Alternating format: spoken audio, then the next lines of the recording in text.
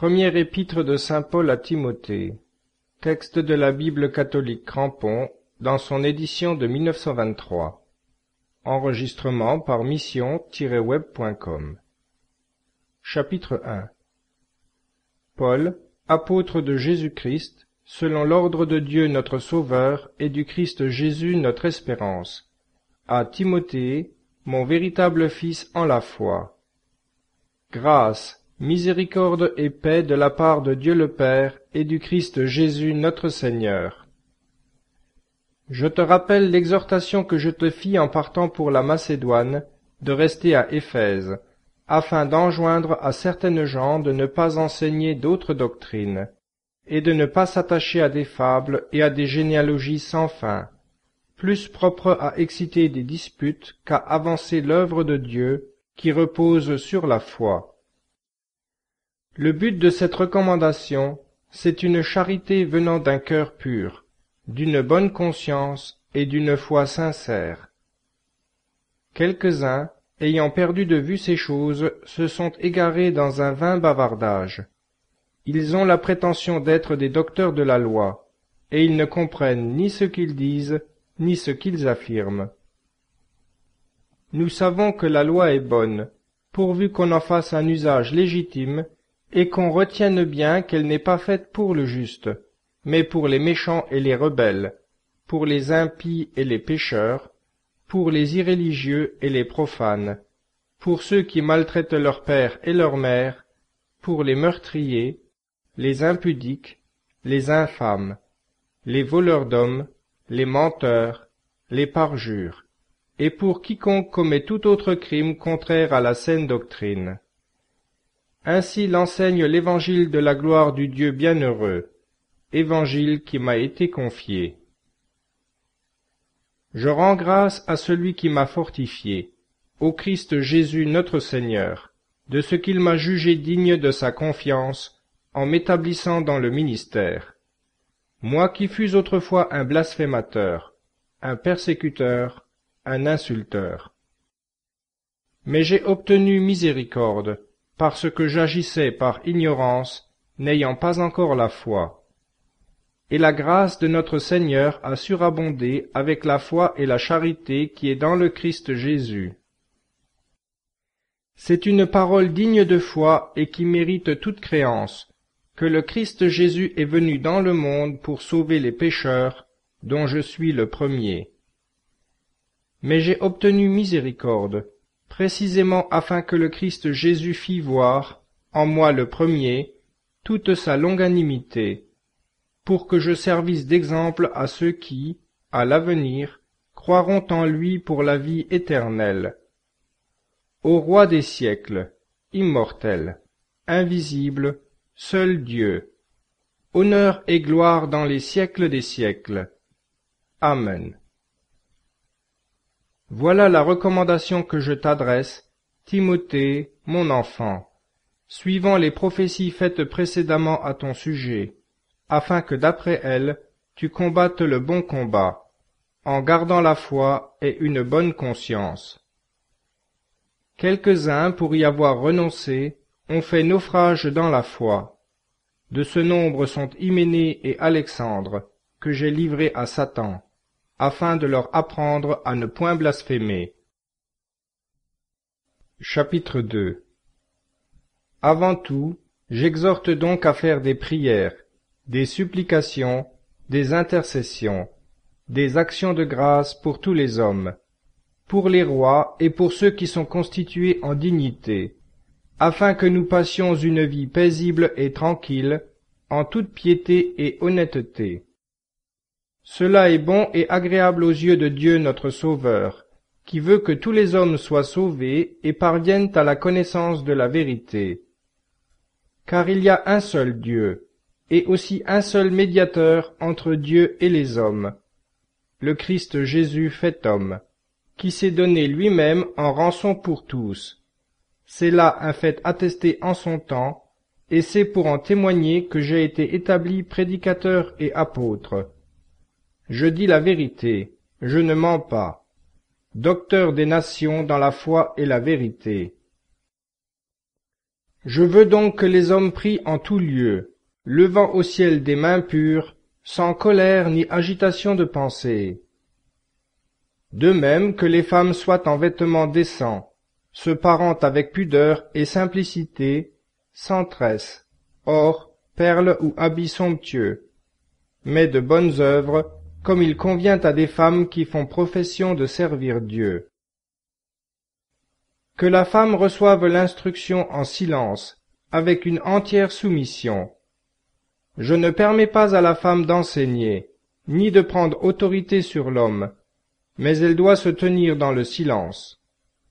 Car Adam a été formé le premier, Ève ensuite, et ce n'est pas Adam qui a été séduit, c'est la femme qui, séduite, est tombée dans la transgression. Néanmoins, elle sera sauvée en devenant mère, pourvu qu'elle persévère dans la foi, dans la charité et dans la sainteté, unie à la modestie. Chapitre 3. Cette parole est certaine. Si quelqu'un aspire à un épiscopat, il désire une fonction excellente. Il faut donc que l'évêque soit irréprochable, qu'il n'ait eu qu'une seule femme, qu'il soit de sens rassis, circonspect, bien réglé dans son extérieur, hospitalier, capable d'enseigner.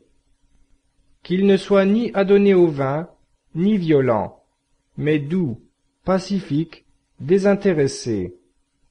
Qu'il gouverne bien sa propre maison, et qu'il maintienne ses enfants dans la soumission, avec une parfaite honnêteté. Car si quelqu'un ne sait pas gouverner sa propre maison, comment aurait-il soin de l'Église de Dieu?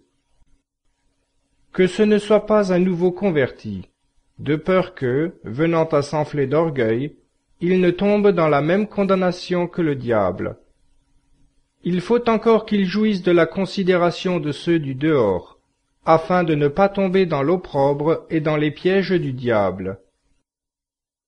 Que les diacres pareillement soient des hommes graves, qu'ils ne soient pas doubles dans leurs paroles, ni adonnés au vin, ni avides d'un gain sordide, mais qu'ils conservent le mystère de la foi dans une conscience pure.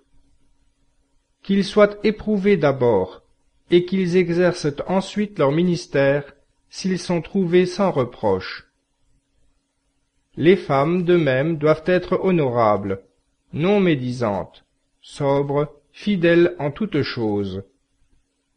Que les diacres soient maris d'une seule femme, qu'ils gouvernent bien leurs enfants et leur propre maison. Car ceux qui remplissent bien leur ministère s'acquièrent un rang honorable et une grande assurance dans la foi en Jésus-Christ. Je t'écris ces choses, quoique j'espère aller bientôt vers toi, afin que, si je tarde, tu saches comment il faut te conduire dans la maison de Dieu, qui est l'Église du Dieu vivant, la colonne et la base de la vérité. Et sans contredit, c'est un grand mystère de la piété, celui qui a été manifesté en chair, justifié en esprit, contemplé par les anges, prêché parmi les nations, cru dans le monde, exalté dans la gloire. Chapitre 4. Mais l'Esprit dit clairement que dans les temps à venir, certains abandonneront la foi, pour s'attacher à des esprits séducteurs et à des doctrines diaboliques, enseignés par d'hypocrites imposteurs qui ont la marque de la flétrissure dans leur propre conscience, qui proscrivent le mariage et l'usage d'aliments que Dieu a créés afin que les fidèles et ceux qui ont connu la vérité en usent avec action de grâce. Car tout ce que Dieu a créé est bon, et l'on ne doit rien rejeter de ce qui se prend avec action de grâce, parce que tout est sanctifié par la parole de Dieu et par la prière. En proposant aux frères ces enseignements, tu seras un bon ministre de Jésus-Christ, nourri des leçons de la foi et de la bonne doctrine que tu as fidèlement suivies. Quant à ces fables profanes, ces contes de vieilles femmes, rejette-les et exerce-toi à la piété. Car l'exercice corporel est utile pour un peu, mais la piété est utile à tout. Elle a des promesses pour la vie présente et pour la vie à venir. C'est là une parole certaine et digne d'être reçue. Car nous ne prenons tant de peine et nous n'endurons les outrages que parce que nous avons mis notre espérance dans le Dieu vivant, qui est le Sauveur de tous les hommes, principalement des fidèles. Voilà ce que tu dois prescrire et enseigner. Que personne ne te méprise à cause de ta jeunesse, mais sois l'exemple des fidèles en parole, en conduite, en charité, en foi, en chasteté. En attendant que je vienne, applique-toi à la lecture, à l'exhortation, à l'enseignement. Ne néglige pas la grâce qui est en toi, et qui t'a été conférée par action prophétique lorsque l'assemblée des anciens t'a imposé les mains. Médite ces choses et sois-y tout entier, afin que tes progrès soient évidents pour tous. Veille sur toi-même et sur ton enseignement, mets-y une constante application, car, en agissant ainsi, tu te sauveras toi-même et tu sauveras ceux qui t'écoutent. Chapitre 5. Ne reprends pas avec rudesse un vieillard, mais avertis-le comme un père, les jeunes gens comme des frères, les femmes âgées comme des mères, celles qui sont jeunes comme des sœurs, avec entière pureté. Honore les veuves qui sont véritablement veuves.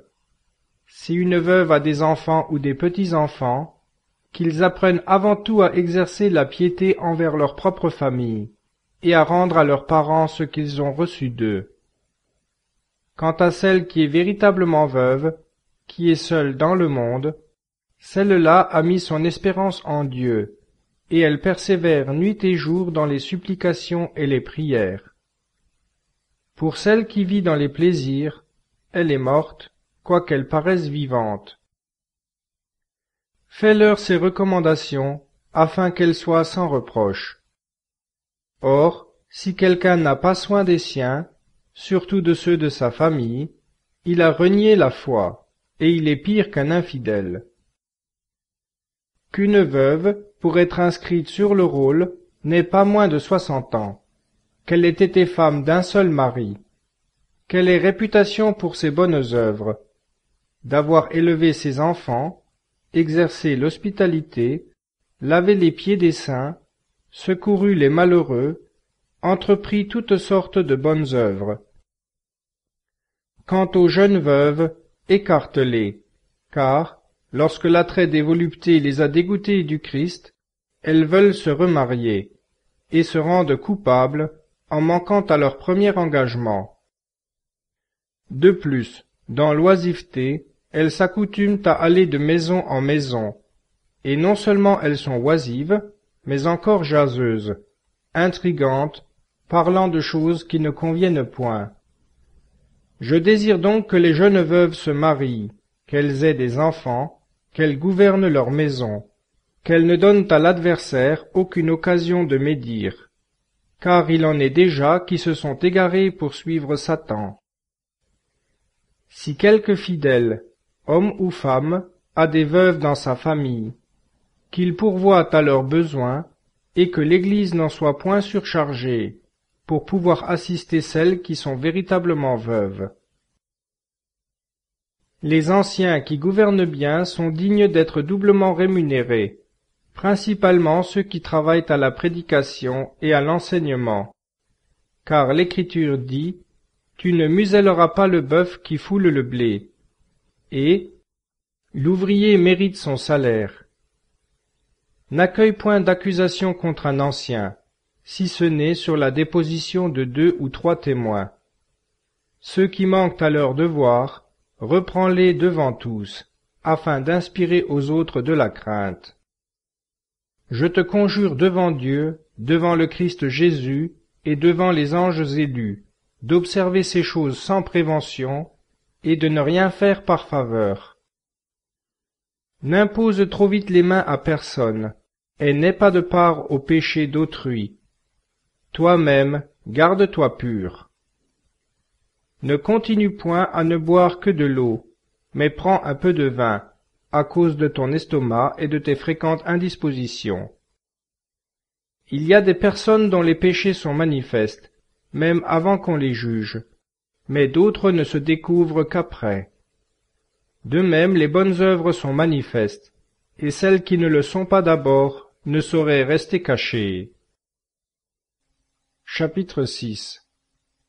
Que tous ceux qui sont sous le joug comme esclaves estiment leur maître digne de tout honneur, afin que le nom de Dieu et sa doctrine ne soient pas blasphémés.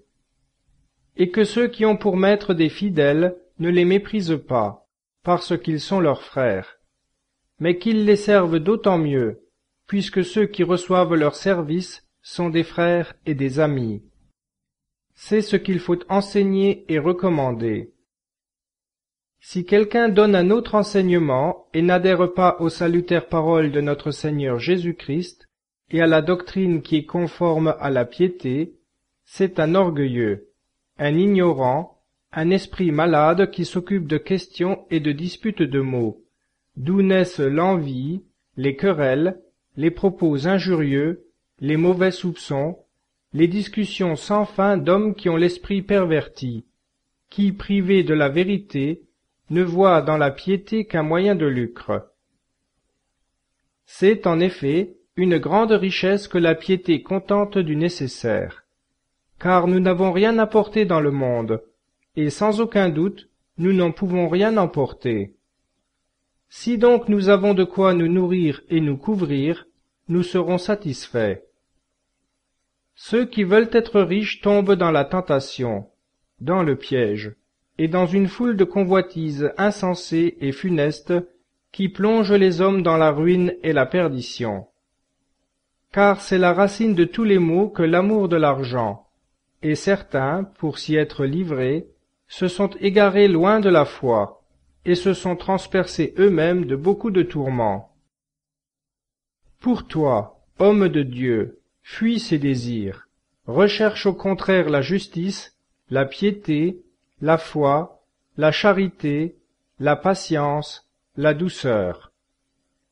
Combat le bon combat de la foi, conquiers la vie éternelle à laquelle tu as été appelé, et pour laquelle tu as fait cette belle confession de foi devant un grand nombre de témoins.